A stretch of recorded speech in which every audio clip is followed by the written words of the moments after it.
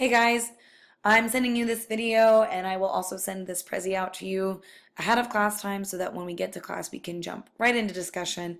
We are going to be talking about the case for Ophelia's madness, specifically what causes her to go mad. There are two general schools of thought. One, that it's her father's death that causes her to go mad, and then the other, that it's actually the rejection by Hamlet that causes her to go mad. So we're first going to look at the idea that it's her father's death. Most criticism retains that since Ophelia is so reliant on her father and so used by him, that it's his death that sends her into madness. We're going to look at what some critics have to say about this.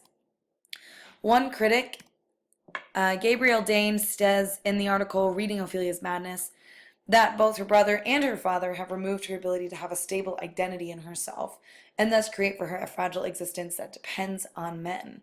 And it's this dependence that ultimately causes her to go mad, especially when her father has passed. She doesn't know who she is without him because, as she states in that first quote, she is so smothered by both of these men in her life that she is never really allowed to make her own choices. The second quote says, Polonius educates his green girl to be an obedient automaton, willing to acquiesce to his every command, warning her that should she act for herself, she will tender him a fool. Polonius forbids Ophelia autonomy of desire, choice, action, even thought. So she is so dependent on him that when he dies, she has no idea what to do with herself and her mind breaks. Carol Camden, and a critic that we're going to look at when we talk about the argument for Hamlet, actually in her literary review cites several critics who say Ophelia's madness is simply grief from her passing father, due to her passing father. John Draper is one. The L.L. Schiffking, he has an interesting idea, and really I only say interesting because I think it's interesting that his basis of Ophelia's madness being about her father is solely based on the idea that Claudius says in the play, Ophelia's mad because her father is dead. And I just am interested in this idea that you would take Claudius's word really for anything. Another critic, Rebecca West, goes so far as to say that no line in the play suggests that she felt either passion or affection for Hamlet. She's using this as argument for it has to be her father's death. We have no proof that she really felt the same way that Hamlet did for her. Again, I think that's interesting, mostly because I think I could argue with that, but we'll leave that for class. Next, we're going to look at what the text says. And in the play, when Ophelia is first introduced to us in her maddened state, a gentleman is explaining to the queen that it says she speaks much of her father. She says she hears there's tricks in the world and hems and beats her heart. And then later the king, as he's hearing Ophelia speak, he mentions that these are conceits upon her father. And then later he says, oh, this is the poison of deep grief. It springs all from her father's death. So there seems to be a general consensus, even in the play, that her madness is directly connected to the loss of her father. Now, there's the other school of thought, which is that it's actually the rejection from Hamlet that causes her to go mad. Carol Camden, the critic that I mentioned earlier, in her article on Ophelia's madness claims it is more the pangs of despised love which cause her tragic fate than the death of Polonius. So again, we're going to look at what Carol Camden says, and then we're going to look at what the text has to say. So excuse the long quote. I'm not going to read all of this to you, but it was just so well put, I couldn't help myself. In fact, the whole article is so great, it was tempting for me to just send all of it to you and ask you guys to read that, but I won't do that. I want to pay attention specifically here to her idea that Ophelia is being burdened with the guilt of Hamlet's madness, that her father has told her not to see him, and then she obeys that even though it's not what she wants. And then later is told that it's because she's not seeing him that Hamlet has gone mad.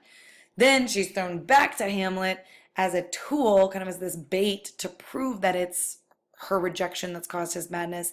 And in that moment, he's throwing insults at her, he's abusing her, and she's just left to take it all. And those bolded quotes really are the heart of her argument that Hamlet's actions, her guilt, his abuse of her, her father's manipulation of her, compounds these feelings that lead to her losing her mind. Camden also cites primary sources And the primary sources come from the Elizabethan literature that talks about this erotic melancholy and its effect on women. And she uses this to prove that the original audience who would have been watching this in the playhouse somewhere would have read her madness as a reaction to Hamlet's rejection as opposed to grief of her father.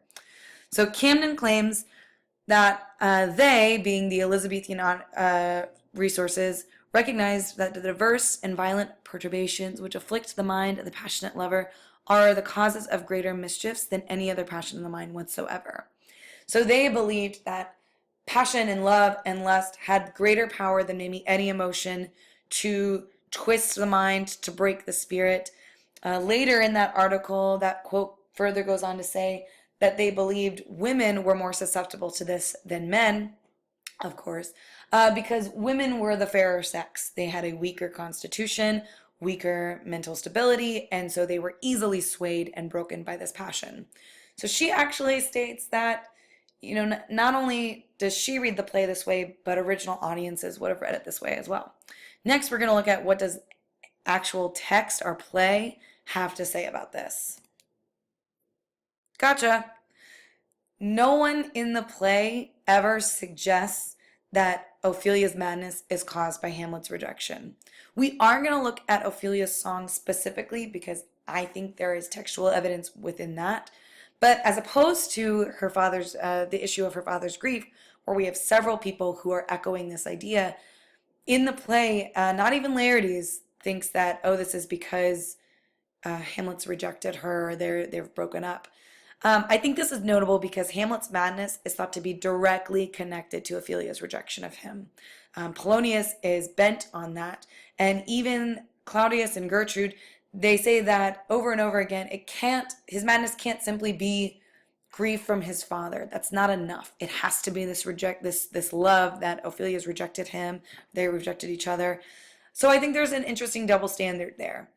Hamlet must be mad because Ophelia rejected him, but there's not even a thought that Ophelia could have that same reaction after they've broken up. So it's something we're going to look at in class. Ophelia's song, I would like you guys to read through Ophelia's song in Act 4, Scene 5, lines 23 through 72. We're just going to focus on this scene as opposed to including the scene from Laertes, or from when she's talking to Laertes, just to save time. If you have the Arden, pay special attention to the notes they give about the song. Those are really helpful, and I'm going to reference them in class. If you don't worry about it. Just bring your ideas. Who is she talking about? Maybe it switches between each line. I want to know what you guys have to say.